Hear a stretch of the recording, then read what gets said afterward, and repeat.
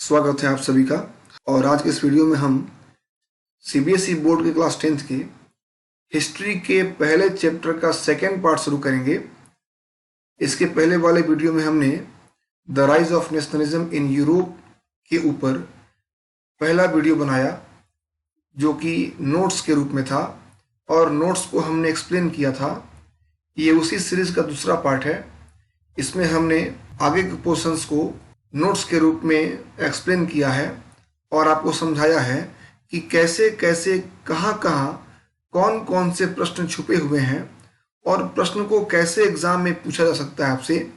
इस वीडियो को पूरा ध्यान से देखने के बाद आप इस योग्य हो जाएंगे कि आप वन वर्ड क्वेश्चन या मल्टीपल चॉइस क्वेश्चन या शॉर्ट आंसर टाइप क्वेश्चंस या लॉन्ग आंसर टाइप क्वेश्चंस और साथ ही साथ असर्शन और रीजनिंग पैटर्न पे भी आने वाले क्वेश्चंस को इजीली कर पाएंगे। इसलिए इस पूरे वीडियो को ध्यान से देखें। अगर आपको इसका पहला पार्ट देखना हो तो आप प्लेलिस्ट में जाकर के देख सकते हैं, और यदि वीडियो आपको अच्छा लगे, पसंद आए तो आप लाइक ज़रूर करें, दोस्तों के साथ शेयर करें, और यदि आप हमारे चैनल पर नए हैं तो आप इसे सब्सक्राइब करें और अपने वैल्यूएबल सजेशंस कमेंट्स के रूप में हमको जरूर दें। तो आइए शुरू करते हैं the rise of nationalism in Europe. इस चैप्टर का एक सब टॉपिक है the making of nationalism in Europe. पहला पॉइंट है, if you look at the map of mid 18th century Europe, यदि आप मध्य 18th सेंचुरी के यूरोप के मैप को देखते हैं तो यू विल फाइंड दैट, तो आप पाएंगे कि there were no nation states, कि कोई भी नेशन स्टेट्स जैसी चीज नहीं थी, as we know them today, जैसा कि हम आज जानते हैं। तो जैसा कि हम आज देखते हैं नेशन स्टेट्स को, तो इस तरह के नेशन स्टेट्स नाम की कोई चीज नहीं थी मिड 18th सेंचुरी यूरोप में। What we know today as Germany, Italy and Switzerland, जिसे हम आज जर्मनी, इटली या स्विट्जरलैंड नाम जानते हैं, वे divided into kingdoms, duchies and cantons. ये सभी बटे हुए थे अलग अलग राजशाहियों में, डचीज में और कैंटन्स में। Whose rulers had their autonomous territory, ये जो यहाँ के शासक थे उनके अपने अपने अलग अलग ऑटोनोमस टेरिटरीज थे, अर्थात स्वायत्त क्षेत्र थे जिस पर वह अपने मनमाने ढंग से शासन किया करते थे। दूसरा इंपॉर्टेंट पॉइंट है इस पैराग्राफ से, socially and politically A landed aristocracy was the dominant class on the continent. इस पूरे यूरोप में सामाजिक रूप से और राजनीतिक रूप से जो लैंडेड एरिस्टोक्रेसी थी, जो ऐसे लोग थे जो कुलीन वर्ग से आते थे, जिनके पास जमीन थी, वो प्रभावशाली थे इस पूरे कॉन्टिनेंट में। तीसरा पॉइंट कहता है कि the majority of the population was made up of the peasantry, कि जो पॉपुलेशन का मैक्सिमम हिस्सा था, जो जनसंख्या थी यहाँ की, उसका जो अधिकांश भाग था वह किसानों का था। अभी मैंने आपको बताया कि यहाँ पे सामाजिक और राजनीतिक रूप से जो लैंडेड एरिस्टोक्रेसी थी वो डोमिनेंट थे, वो प्रभावशाली थे, हालांकि उनकी संख्या बहुत कम थी। जो पीजेंट्री थी, जो किसान वर्ग था, जो कृषक वर्ग था, उसकी जनसंख्या अधिक थी। इसके बावजूद भी ये जो कम संख्या में थे लैंडेड एरिस्टोक्रेसी के लोग, यह अभी ज्यादा डोमिनेंट थे और ये आपस में एक दूसरे जुड़े हुए थे। जितने भी एरिस्टोक्रेट्स लोग थे वो एक दूसरे से अलग अलग जगह रहने वाले लोगों से भी आपस में जुड़े हुए थे। उनके बीच संबंध थे, वैवाहिक संबंध थे उनके बीच आपसी रिश्तेदारी थी, और साथ ही साथ एक जैसी जीवन शैली जिया करते थे। और वे सभी जो उच्च वर्ग के लोग थे आपसी बातचीत में फ्रेंच लैंग्वेज का इस्तेमाल किया करते थे। आइए आगे बढ़ते हैं पॉइंट नंबर 4 के साथ।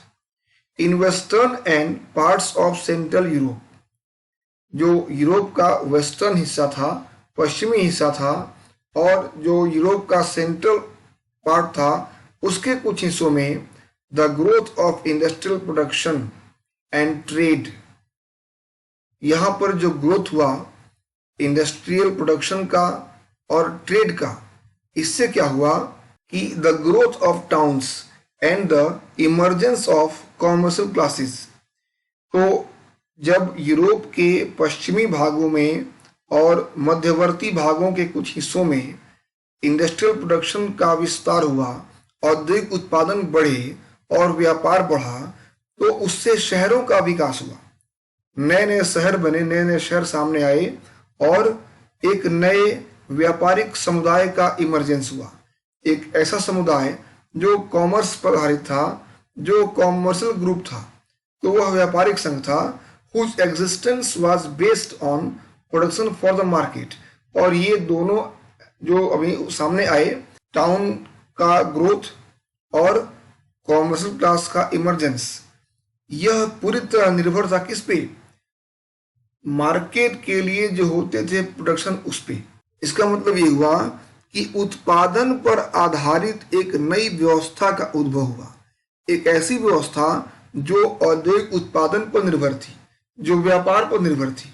तो इसमें ग्रोथ ऑफ टाउन्स, शहरों का विकास और शहरों का विस्तार, और एक नए कॉमर्शियल क्लास का इमरजेंस, ये दो इंपॉर्टेंट पॉइंट है, याद रखेंगे आप।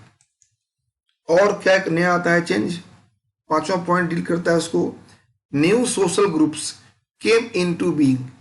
नए सामाजिक समुदाय भी सामने आए। इसमें कौन कौन लोग थे?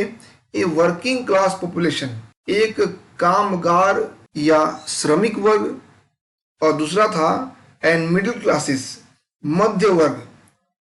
और इस मध्य वर्ग में कौन कौन लोग थे? Middle classes made up of industrialists, businessman and professionals. इस मिडिल क्लास में जो लोग थे वो थे इंडस्ट्रियलिस्ट, अर्थात ऐसे लोग जो उद्योग धंधों से जुड़े हुए थे, जो उद्योगपति थे, या बिजनेसमैन जो व्यवसायी थे, या प्रोफेशनल्स जो अलग अलग सेवा क्षेत्रों में काम करते थे। तो नए सोशल ग्रुप सामने आए।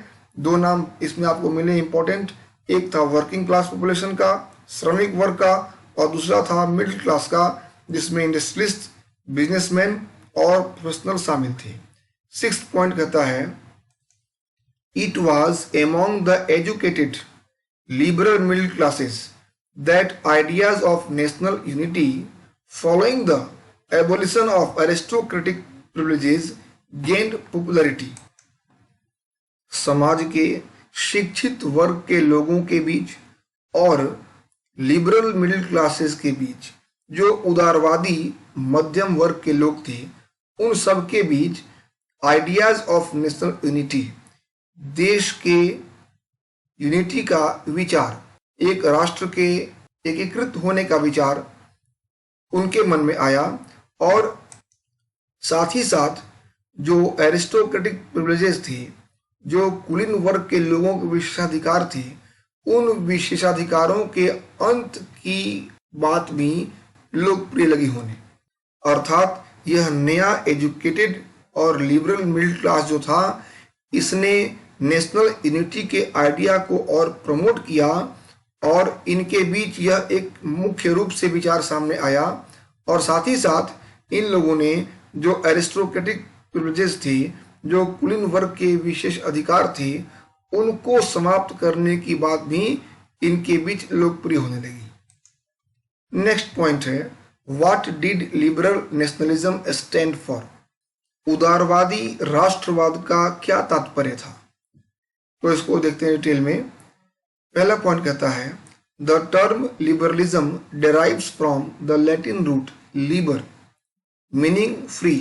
यह जो नया टर्म आपने देखा लिबरलिज्म, यह लैटिन के एक वर्ड जिसका रूट वर्ड है लीबर, उससे निकला हुआ है।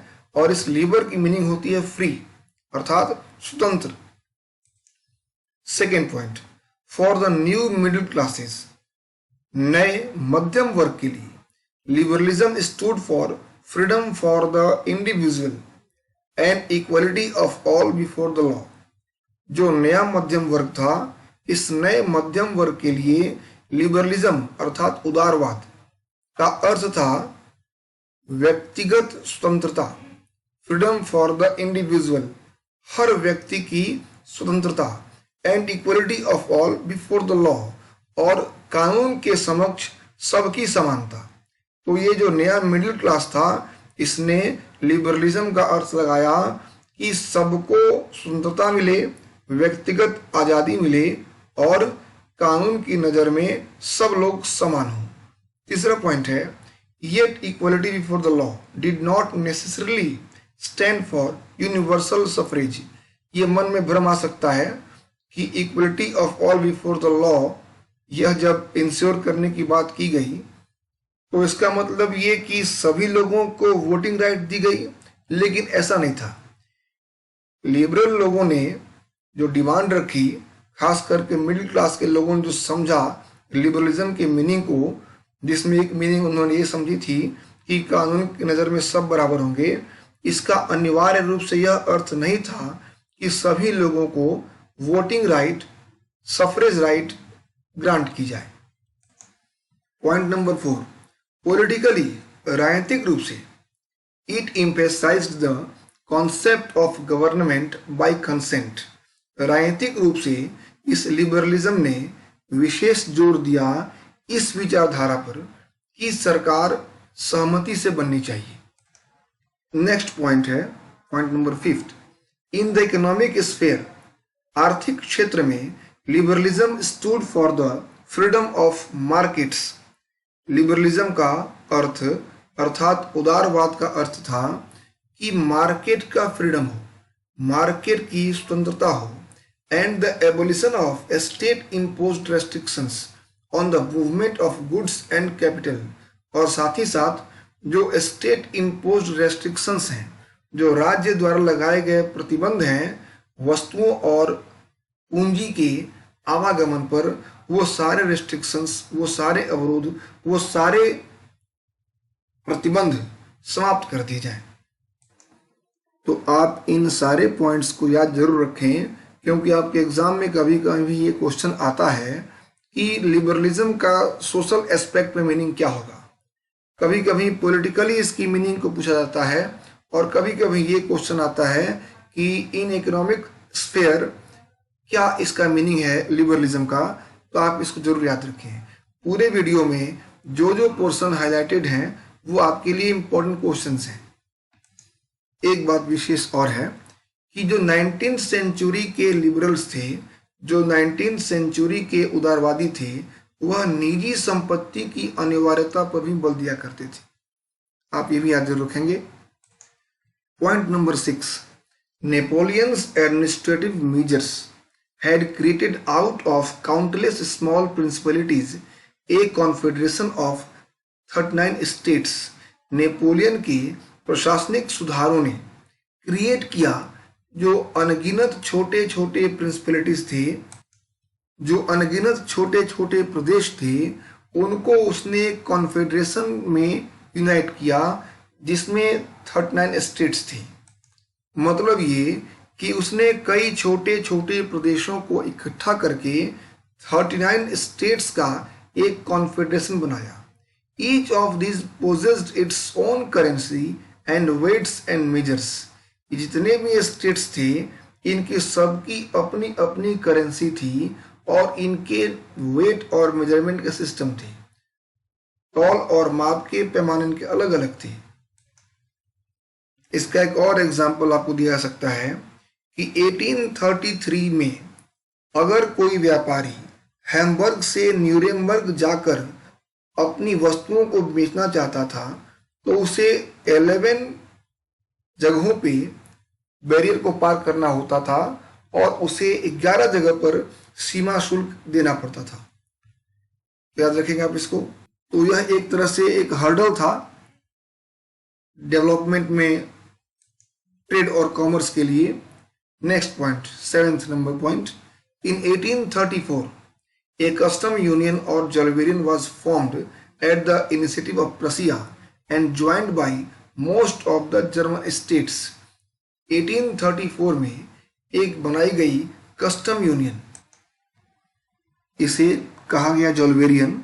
यह एक शुल्क संघ था और इसको बनाने के लिए जो पहल की गई वो पहल की गई थी प्रसिया की ओर से, और इसको अधिकांश जर्मन स्टेट्स ने ज्वाइन भी किया। जो व्यापारिक संघ थे बहुत दिनों से परेशान थे कि यह जो अलग अलग करेंसीज हैं, अलग अलग वेट और मेजरमेंट सिस्टम है, अलग अलग ये टैरिफ बैरियर्स हैं, ये इनके व्यापार के मार्ग में बाधा पहुंचाते थे। तो ये चाहते थे कि इनको सेटल किया जाए ताकि व्यापार आसान हो।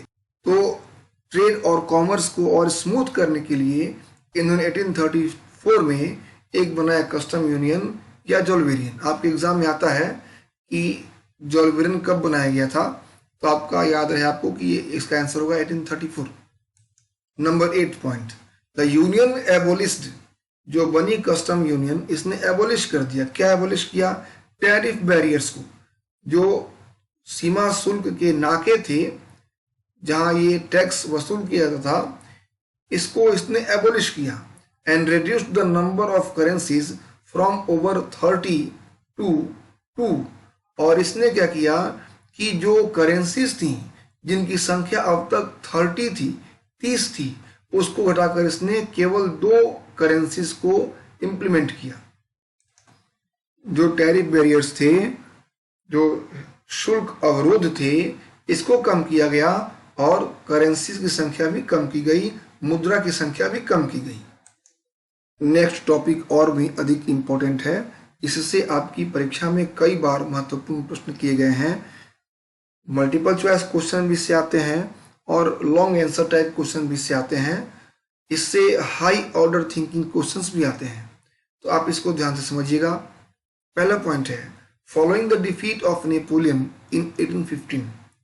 1815 में नेपोलियन की डिफीट के बाद, जब बैटल ऑफ वाटरलू में नेपोलियन की पराजय हो गई, तो 1815 में उसकी पराजय के बाद European governments were driven by spirit of conservatism. तो जो यूरोप की सरकारें थीं वह रूढ़िवादी भावना से प्रेरित थीं। नंबर 2, कंजर्वेटिव्स बिलीव्ड, जो कंजर्वेटिव्स थे, जो रूढ़िवादी थे, वो विश्वास करते थे। ये बहुत इंपॉर्टेंट लाइन है, आप इसको याद जरूर कर लें। ये पूरा का पूरा नंबर 2 आपका जो पॉइंट है, इसको जरूर याद कर लेंगे आप, कि conservatives believed that established traditional institutions of A state and society.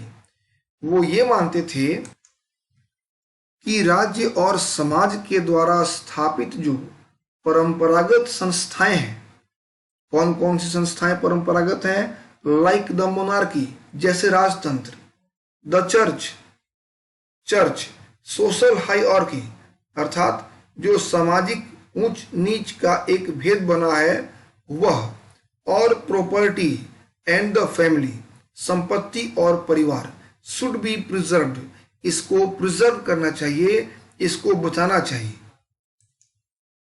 इसका मतलब ये है कि कंजर्वेटिव्स अर्थात रूढ़िवादी जो थे वो ये विश्वास करते थे कि राज्य और समाज के द्वारा जो संस्थाएं परंपरागत रूप से स्थापित की गई हैं, जैसे कि राजतंत्र है, चर्च है, सोशल हायरार्कीज है, समाज में एक जो ऊंच नीच की भावना बनी हुई है, एक लेवल बना हुआ है, वो लेवल, प्रॉपर्टी, संपत्ति और जो परिवार है, इसको प्रिजर्व करना चाहिए, इसको बचाना चाहिए, इसमें कोई छेड़छाड़ नहीं होनी चाहिए, इसके रूप में परिवर्तन नहीं होना चाहिए। लेकिन फिर भी कुछ ऐसे कंजर्वेटिव्स थे, कुछ ऐसे रूढ़िवादी थे जो ये नहीं चाहते थे कि रेवोल्यूशन के पहले जो सिस्टम था, जो व्यवस्था थी, वो पूरी तरह से एडॉप्ट की जाए। लेकिन उनकी सोच क्या थी, ये अगला पॉइंट डील करता है, point number 3। A modern army, एक आधुनिक सेना, एन एफिशिएंट ब्यूरोक्रेसी, एक कुशल नौकरशाही अर्थात अधिकारियों का एक समूह, और ए डायनेमिक इकोनॉमी, एक गतिशील अर्थव्यवस्था। इसके साथ साथ द एबोलिशन ऑफ फ्यूडलिज्म, सामंतवाद की समाप्ति, एंड सर्फडम और भूदासत्व की समाप्ति, could strengthen the autocratic monarchies of Europe. ये सभी जो काम किए गए हैं, यह क्या कर सकते हैं? यूरोप के जो ऑटोक्रेटिक मोनार्क्स हैं, जो निरंकुश राजतंत्र है, उसको और मजबूत कर सकते थे।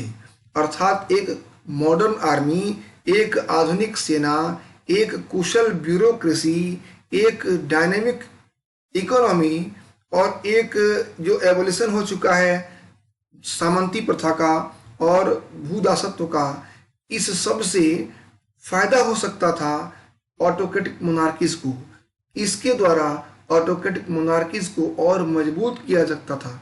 जो इसमें कमियां थी वो दूर हो चुकी थी और इस मोनार्की को और मजबूत करने के पक्ष में थे ये कंजर्वेटिव्स इन सभी सुधारों के द्वारा।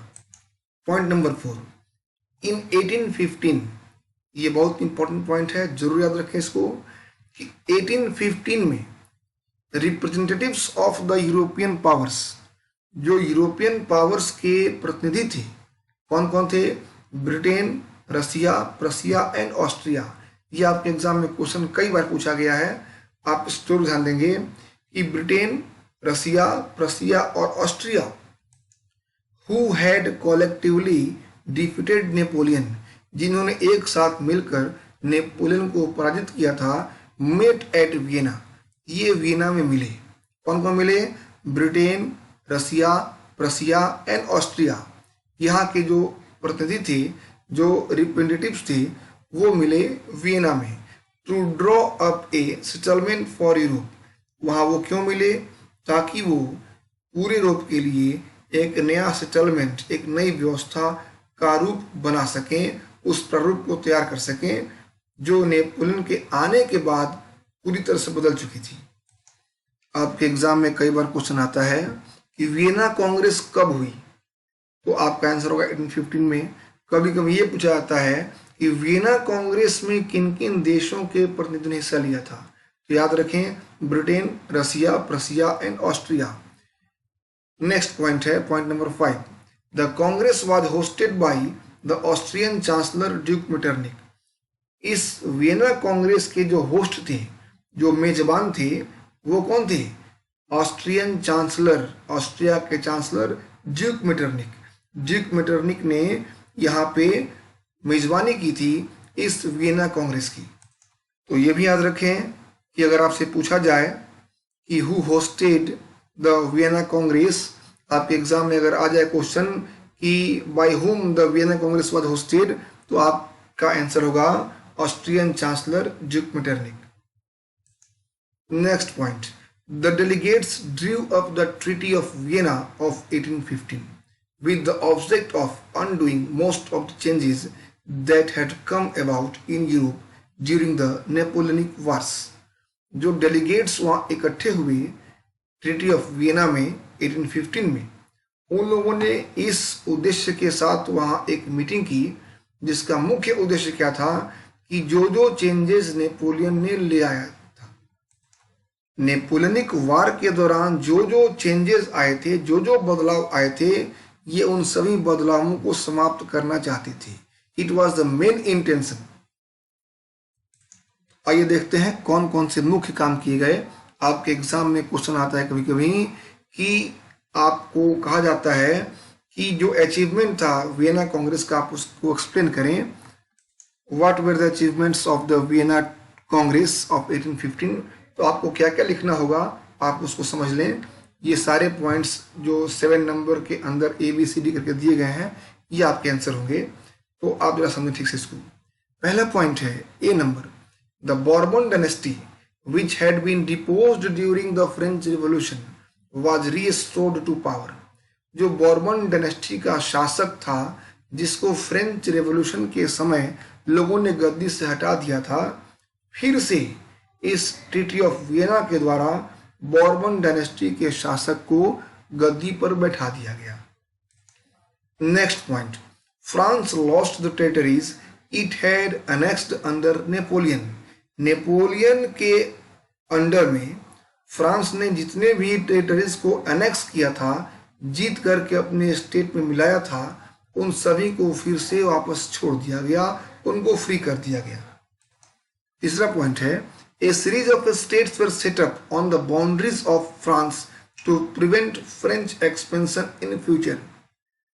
फ्रांस का विस्तार भविष्य में आगे ना हो सके, उसका एक्सपेंशन ना हो सके, कोई फर्दर अपना वो विस्तार ना कर सके, इसको रोकने के लिए फ्रांस के चारों तरफ, जो फ्रांस की बाउंड्री थी उसके चारों तरफ मजबूत मजबूत स्टेट्स को एस्टेब्लिश किया गया था, ताकि फ्रांस जब कभी चाहे तो उसको रोका जा सके कि वह अपना विस्तार ना कर सके। नेक्स्ट पॉइंट है point number D. But the German confederation of 39 states that had been set up by Napoleon was left untouched. लेकिन एक जो कॉन्फेडरेशन बनाया था नेपोलियन ने, कई छोटे छोटे प्रिंसिपलिटीज को मिला करके जो 39 स्टेट्स का उसने तैयार किया जर्मन कॉन्फेडरेशन, उसको नहीं छुआ गया, वो अनटच्ड रहा। तो आपके एग्जाम में कभी कभी क्वेश्चन आता है कि नेपोलियन के किस बदलाव को, किस चेंज को इसमें टच नहीं किया गया इस वियना कांग्रेस में। तो आपको याद रहना चाहिए कि जो जर्मन कॉन्फेडरेशन ऑफ 39 स्टेट्स थे, it was untouched. Next point है point number 8। Conservative regime set up in 1815 were autocratic. जो कंजर्वेटिव रिजिम की स्थापना की गई, जो कंजर्वेटिव शासन को एस्टेब्लिश किया गया 1815 में, वो पूरी तरह ऑटोक्रेटिक था, निरंकुश था। They did not tolerate criticism. वो किसी तरह की आलोचना स्वीकार नहीं करते थे, उसको टॉलरेट नहीं करते थे, और ना ही कोई डिसेंट वो स्वीकार करते थे। उनके बात से असहमति उनको स्वीकार नहीं थी। And sought to curb activities that questioned the legitimacy of autocratic governments. और इस कंजर्वेटिव रिज्म ने, इस रूढ़िवादी सरकार ने प्रयास किया कि उन सभी एक्टिविटीज को दबा दिया जा सके, कुचल दिया जा सके, जो इस ऑटोक्रेटिक गवर्नमेंट की, जो इस निरंकुश सरकार की लेजिटिमेसी पर, वैधानिकता पर सवाल खड़ा करते हों। और इसके लिए इन्होंने सेंसरशिप का सहारा लिया, मीडिया पे कंट्रोल किया, न्यूज़पेपर और मैगजीन्स पे प्रतिबंध लगाए, और लोगों को अपने विचारों को व्यक्त करने की छूट नहीं दी गई। यही कारण था कि प्रेस की आज़ादी का मुद्दा लगातार एक मुख्य मुद्दा बना रहा। नेक्स्ट पॉइंट है द रिवोल्यूशनरीज, अर्थात क्रांतिकारी। पहला पॉइंट कहता है during the years following 1815 the fear of repression drove many liberal nationalists underground. कि 1815 के बाद के वर्षों में आतंक के भय से, रिप्रेशन और दमन के भय से बहुत से लिबरल जो राष्ट्रवादी थे वो अंडरग्राउंड हो गए, छिप गए। Secret societies sprang up in many European states to train revolutionaries and spread their ideas. बहुत सी गुप्त संस्थाओं को स्थापित किया गया यूरोप के अलग अलग हिस्सों में, ताकि क्रांतिकारियों को किया जा सके ट्रेंड, और इस आइडियाज का प्रचार प्रसार होता रहे। जैसे ही कंजर्वेटिव्स पावर में आए, उन्होंने अपने विरोधियों को दबाना शुरू किया। तो जितने भी लिबरल्स थे, जो लिबरल नेशनलिस्ट थे, जो उदारवादी राष्ट्रवादी थे, वो छिप गए। और इसके बाद सेक्रेट सोसाइटीज बनाई गई, और यूरोप में जो लाइक माइंडेड पीपल थे उनको ट्रेंड किया गया, और आइडियाज जो था रेवोल्यूशन का उसको स्प्रेड किया गया। Number 2, most of these revolutionaries also saw the creation of nation states as a necessary part of this struggle for freedom। जो अधिकांश रेवोल्यूशनरीज थे वह नेशन स्टेट के क्रिएशन को अत्यंत ही आवश्यक मानते थे फ्रीडम स्ट्रगल के लिए। उनका कहना था कि अगर फ्रीडम स्ट्रगल को कंटिन्यू करना है तो इसके लिए एक नेशन स्टेट का क्रिएशन अत्यंत आवश्यक शर्त है। अगला जो तीसरा पॉइंट है बहुत इंपॉर्टेंट है, आप इसको जरूर समझें, क्योंकि कभी कभी इससे एक नोट्स लिखने का आपके एग्जाम आता है। तो ये नाम है जोसेफ मेज़नी, बोर्न इन जिनेवा इन 1807। जो ये जोसेफ मेज़नी है या जोसेफ मेज़नी, इसका जन्म हुआ जिनेवा में 1807 में। He became a member of the secret society of the Carbonari, और यह एक गुप्त संस्था थी जिसका नाम था कार्बोनरी। आपके एग्जाम में आता है कि संस्था का नाम बताएं, तो वो संस्था थी कार्बोनरी। इस कार्बोनरी का यह मेंबर बना as a young man of 24 year. करीब करीब 24 साल के युवावस्था में ही was sent into exile in 1831। 1831 में उसको देश से निष्कासित कर दिया गया। क्यों निकाला गया? For attempting A revolution in Liguria, क्योंकि उसने लिगोरिया में एक रेवोल्यूशन शुरू करने का प्रयास किया था। ही सब्सिक्वेंटली फाउंडेड 2 मोर अंडरग्राउंड सोसाइटीज, उसने और भी 2 मुख्य अंडरग्राउंड सोसाइटीज की स्थापना की, गुप्त संस्थाओं की स्थापना की, जिसमें पहला नाम है, first was young Italy in Marseilles, Marseille में young Italy, and then young Europe in Bern, और सेकेंड संस्था थी वो थी यूरोप में ही बर्न में, जिसका नाम था यंग यूरोप। तो 2 संस्थाएं हो गई, यंग इटली मर्सेलीज में और यंग यूरोप बर्न में। उस members were like minded young man from Poland, France, Italy and the German states. और इस जो संस्थाओं की स्थापना इनकी हुई, यंग इटली और यंग यूरोप की, इसमें पोलैंड के, फ्रांस के, इटली के और जर्मन स्टेट्स के वैसे नौजवान शामिल थे जो मैजनी की तरह विचारों वाले थे। Following his model, secret societies were set up in Germany, France, Switzerland and Poland. और उसके मॉडल को देख करके, उसके इस कार्य को देख करके अलग अलग हिस्सों में यूरोप के, जैसे जर्मनी में, फ्रांस में, स्विट्जरलैंड और पोलैंड में कई सेक्रेट सोसाइटीज की स्थापना की गई। Next point, Metternich described him as the most dangerous enemy of our social order. एक बार मैजनी ने उसके बारे में कहा था कि the most dangerous enemy of our social order, हमारी सामाजिक व्यवस्था का सबसे डेंजरस शत्रु, सबसे घातक शत्रु कहा था उसने, मेटरनिक ने। इसको, मैजनी को। तो आपके एग्जाम में कभी कभी आता है कि मेटरनिक ने किसे कहा the most dangerous enemy of our social order, तो आपका आंसर होगा गॉसिप मैजनी। और अगर ये पूछा जाए कि गॉसिप मैजनी को किसने कहा the most dangerous enemy of our social order, तो वहां आपका आंसर मेटरनिक होगा। तो ध्यान रखेंगे इस बात को आप। तो इस तरह से ये पॉइंट पूरा होता है। उम्मीद करते हैं कि आपको अच्छा लगा होगा और आपके लिए उपयोगी सिद्ध होगा।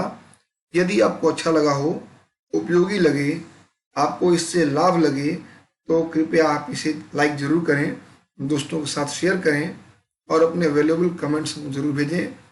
Thank you for watching.